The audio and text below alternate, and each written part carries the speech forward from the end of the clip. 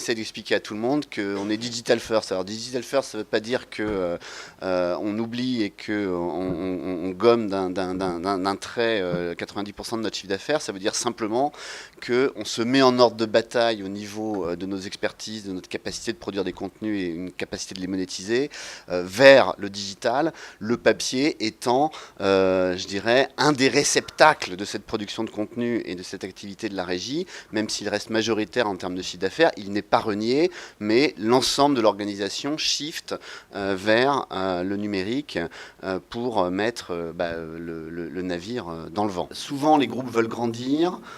Nous, on a décidé depuis quelques années de faire l'inverse. C'est-à-dire qu'on s'est dit que nous n'avions pas les moyens, les fonds propres et les capacités de gérer deux régions qui ne se touchaient pas et qu'il valait mieux maigrir pour être plus efficace plutôt que d'essayer de gérer un groupe qui était trop gros, qui n'était pas cohérent et pour lesquels on n'avait pas les fonds propres nécessaires pour le développer. Donc on a décidé de céder Midi Libre, ce qu'on a fait à nos voisins et amis de la Dépêche du Midi. Ça a permis au groupe de se désendetter et ça nous permet de nous concentrer sur un territoire plus cohérent. Ce territoire, c'est la Grande Aquitaine avec des quotidiens, bien sûr Sud-Ouest, mais également la Charente Libre à Angoulême, la République des Pyrénées, les Clairs des Pyrénées à Pau et Dordogne Libre à Périgueux.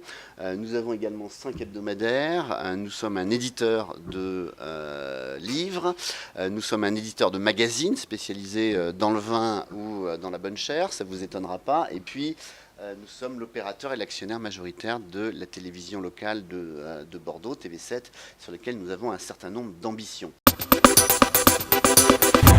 Il faut que ça soit l'ensemble du corps social de la rédaction qui passe au bimédia, c'est-à-dire qui coupe cette temporalité totalement linéaire par rapport à l'heure de parution, à l'heure du bouclage du journal, et se mettre dans une logique de news 24-24. Alors 24-24, c'est un grand mot quand même, parce que la nuit, il ne se passe pas grand-chose, mais qui se mettent dans un mode d'organisation totalement orienté vers l'écriture digitale et totalement orienté vers le fait qu'un article papier importé sur un site web, c'est dans 9 cas sur 10 quelque chose qui n'est pas adapté. Il faut changer le paradigme de l'écriture, il faut changer la matrice calendaire parce que l'heure du bouclage ne veut plus rien dire sur le web.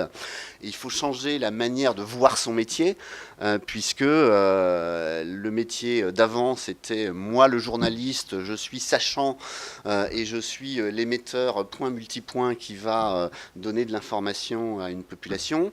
Dans l'univers du numérique, c'est je suis journaliste parce que je fais des enquêtes, parce que j'ai des infos, parce que je les recoupe, mais je suis aussi modérateur, je suis aussi agrégateur de contenu à l'extérieur, je suis aussi animateur d'un mur Facebook, je suis aussi point de convergence d'un certain nombre d'infos qui arrivent via des blogs, via Twitter, etc. etc. Et je suis aussi éventuellement moi-même en dialogue avec mes propres lecteurs, et peut-être qu'un jour ce lecteur deviendra un client. Alors là on n'y est pas encore, ce sera pour les années 2020 et après. On a refondu l'ensemble de nos sites et applications avec, je dirais, deux lignes directrices. La première, c'est l'introduction du payant sur notre site web. Alors, on a fait le choix du freemium, c'est-à-dire de sites toujours accessibles gratuitement, sans limitation du nombre d'articles, mais avec des zones réservées aux abonnés payants. L'autre ligne directrice de notre fonte site et application, ça a été du responsive design partout, y compris dans les petits sites départementaux comme la République des Pyrénées. On a été relativement précurseur en PQR là-dessus. Le journal n'a pas une culture client, elle a une culture lecteur. Et d'ailleurs, on ne dit pas le mot client, on dit le mot lecteur. Bon, alors ça a été une de mes grandes polémiques avec les journalistes, maintenant je pense qu'on y est arrivé. Il faut qu'on ait, si on veut se donner des perspectives, il faut qu'on ait une approche customer-centric, orienté vers le client, et que le client soit au centre de l'ensemble de notre dispositif, et qu'on passe du lecteur plus internaute plus mobinaute à un client. Ça, c'est un changement de paradigme total pour un journal. On n'était même pas propriétaire physique de notre fichier client. On était incapable d'avoir un fichier unique, de savoir que le client existait. Et le fichier client, c'était Madame Michu qui habite avenue Foch, à tel endroit, avec une fois sur 12 un numéro de téléphone généralement fixe et périmé. La première chose qui a été faite, ça a été bien évidemment, de centraliser ce fichier client, de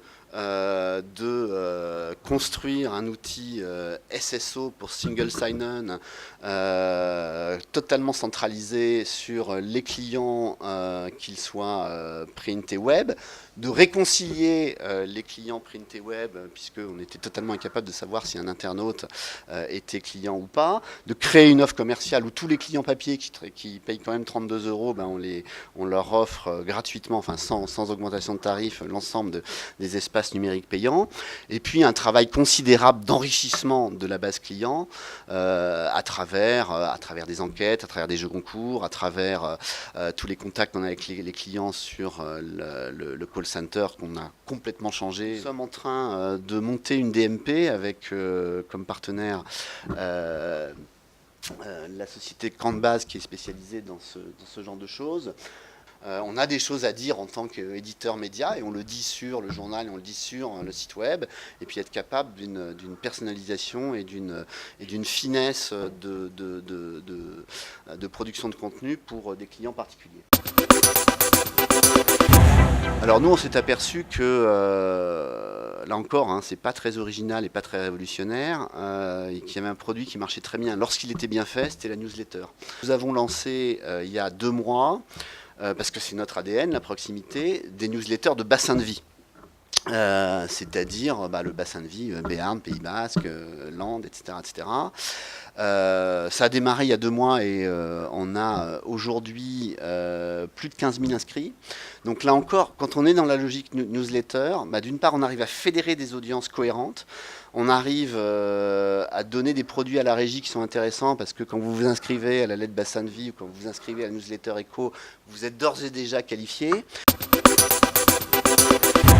On va déménager TV7, on va les mettre au cœur de la cité, puisqu'on a un atrium qui est complètement vide. Donc là aussi, il y a une partie symbolique. On va mettre la télé au centre de cet atrium, au centre de la ville.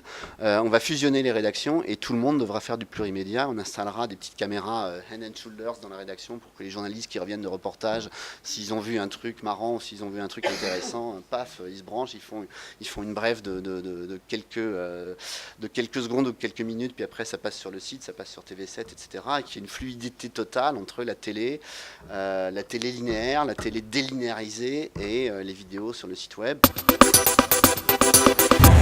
On essaye de constituer un petit studio créatif pour être de plus en plus réactif sur les demandes d'annonceurs sur du native advertising, puisqu'on s'aperçoit que notamment les grands comptes aujourd'hui, les campagnes classiques de display, c'est très bien, mais ils veulent, y compris à Mont-de-Marsan, maintenant ils vous réclament du Never Seen Before, donc on essaye de leur délivrer du Never Seen Before à Mont-de-Marsan.